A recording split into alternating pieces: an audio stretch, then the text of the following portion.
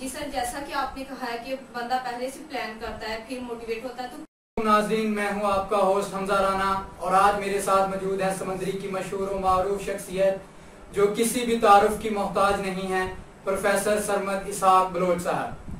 Professor साहब आजकल Punjab secretariat में section officer higher education department की पोस्ट पर हैं।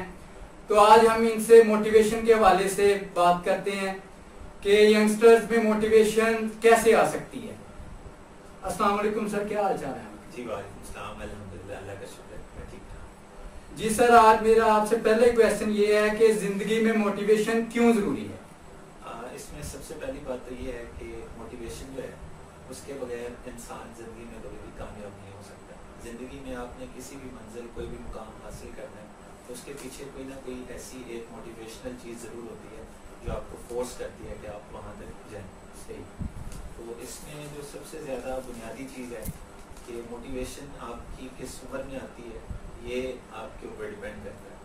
आप बाज़ औक़ात ऐसा होता है कि इंसान को जल्दी रियलाइजेशन हो जाती है कि मैं किस वक्त इस स्टेज पे पहुंच सकता हूँ, और बाज़ औक़ात उसको थोड़ी देर बाद रियलाइज़ होता है कि मैं जिस मंजिल पर पहुंचना चाहिए मुझे, वो उस उम्र से गुजर के, बाज़ औक़ात ऐसा भी होता है कि आप उस उम्र के हिस्से से गुजर के सोचते हैं कि मैं इस मुकाम पर पहुँच सकता था। लेकिन इंग्लिश की एक बड़ी मशहूर कोटेशन है कि it is never too late, कि कभी भी आप जो है वो देर नहीं होती।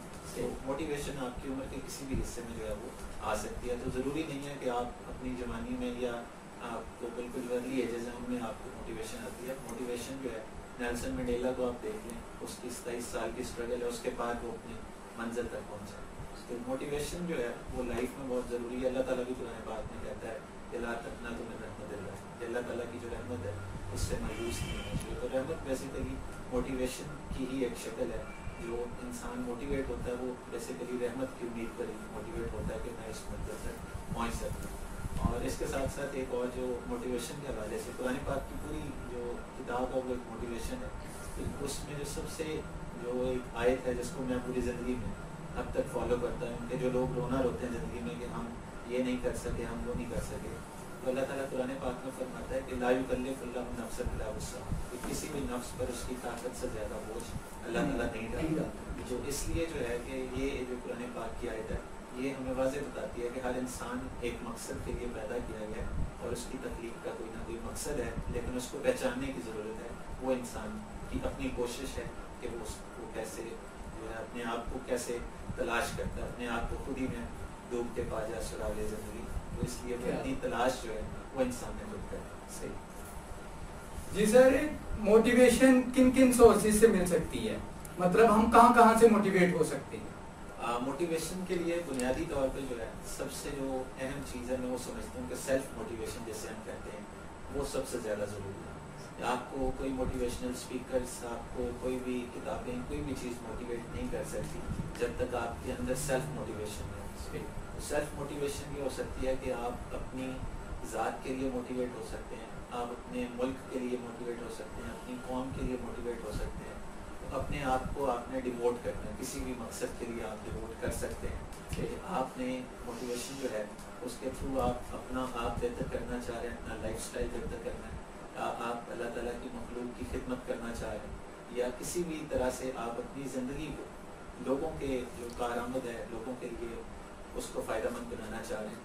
तो ये दो जो चीज़ें हैं, एक तो आपकी सेल्फ मोटिवेशन, उसके बाद दूसरे नंबर पे जो चीज़ आती है वो आती है डिफरेंट लोगों की स्टोरीज जो है, सक्सेस स्टोरीज जो होती हैं जिनको हम सुन के मोटिवेट होते हैं। तो एक वो भी सोर्स इसका बड़ा ज़रूरी है कि हम लोगों को देखते हैं कि उसने कितनी स्ट्रगल की और उसके बाद वो उनकी जो सक्सेस होती है वो भी हमें मोटिवेट कर सकती है। तो ये दो मेन सोर्सेज हैं, इसके अलावा भी कई सोर्सेज हैं जो इनको, लेकिन ज़्यादातर जो इम्पोर्टेंट रोल है वो सेल्फ मोटिवेशन का होता है। जब तक आप सेल्फ मोटिवेट नहीं होंगे आप ज़िंदगी में कामयाब नहीं हो सकते। जी बिल्कुल।